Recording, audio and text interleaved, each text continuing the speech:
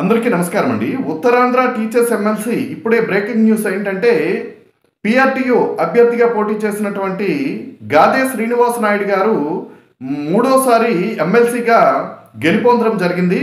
తమ సమీప అభ్యర్థి కూటమి అభ్యర్థి అయినటువంటి పాకలపాటి రఘువర్మ గారి మీద స్వల్ప ఓట్ల ఆధిక్యంతో గాదే శ్రీనివాస్ నాయుడు గారు గెలుపొందడం జరిగిందండి. అయితే ఇక్కడ మూడో స్థానంలో ఉన్నటువంటి ఈ యొక్క పీడిఎఫ్ అభ్యర్థి అయినటువంటి శ్రీమతి విజయగౌరి గారికి కూడా సుమారుగా 5,000 ఓట్లు తను కూడా తెచ్చుకోవడం జరిగింది. మొదటి ప్రాధాన్యత ఓటు ఇక్కడ గాదే శ్రీనివాసరాయుడు గారికి సుమారుగా 7,000 ఓట్లు మొదటి ప్రాధాన్యతలో వస్తే పాకలపాటి రఘువర్మ గారికి సుమారుగా 6,800 వరకు రావటం జరిగింది. అలాగే విజయ గౌరి గారికి కూడా సుమారుగా 5,870 ఓట్లు ఆమె కూడా రావటం జరిగింది. అంటే ఇక్కడ ముగ్గురు త్రిముఖ పోటీ అవడం వల్ల ఈ యొక్క కూటమి అభ్యర్థి అయినటువంటి పాకలపాటి రఘువర్మ గారికి గెలుపు కొంచెం కష్టమైంది. స్వల్ప ఆధిక్యతతోనే ఈ యొక్క గాదే శ్రీనివాస్ నాయుడు గారు ఈ యొక్క ఎలక్షన్లో గెలుపొందడం జరిగిందండి.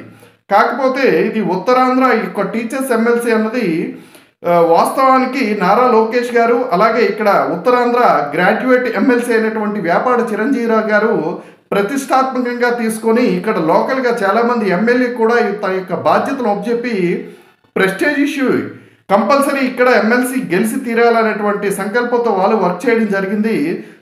కాకపోతే ఏంటంటే గాదే శ్రీనివాసరాయుడు గారికి ఒక పీఆర్టీయూ అభ్యర్థి అయినటువంటి విజయ గౌరి గారు ఈ త్రిముఖ పోటీ వల్ల ఓట్లు చీలిపోవడం వల్ల ఈ యొక్క పాకలపాటి రఘువర్మ గారికి గెలుపు చాలా కష్టమైందండి.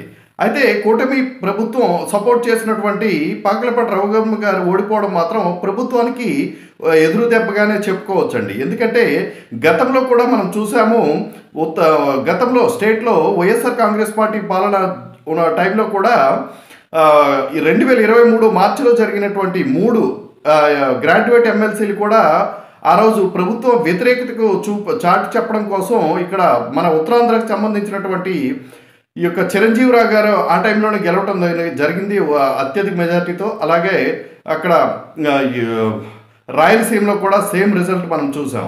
అయితే దీన్ని మనము అంత పెద్ద ఇష్యూగా మనం పరిగణించుకోలేకపోయినా కూడా ప్రభుత్వం అయితే మాత్రం ఈ విషయం కొంచెం మేల్కోకపోతే మాత్రం గట్టి ఎదురు దెబ్బ తగిలే అటువంటి ప్రమాదం ఉంది. అయితే ఒక ఆనందకరమైనటువంటి విషయం ఏంటంటే అక్కడ ఈస్ట్ వెస్ట్ గ్రాడ్యుయేట్ ఎమ్మెల్సీ కానీ లేదా కృష్ణా గుంటూరు ఉమ్మడి గ్రాడ్యుయేట్ ఎమ్మెల్సీలో మాత్రం ఈ యొక్క కూటమి అభ్యర్థులు మాత్రం మంచి పెర్ఫార్మెన్స్ చేస్తున్నారు. ఆ రిజల్ట్స్ మేబీ నాకు తెలిసి రేపు కానీ ఎల్లుండి కానీ రిజల్ట్స్ వస్తాయి. ఎందుకంటే ఓట్ల లెక్కింపు జరుగుతుంది కాబట్టి చూద్దాం. వాటిలో అయితే మాత్రం 100% కూటమి అభ్యర్థులు గెలుపొందే అవకాశం అయితే స్పష్టంగా ఉందండి.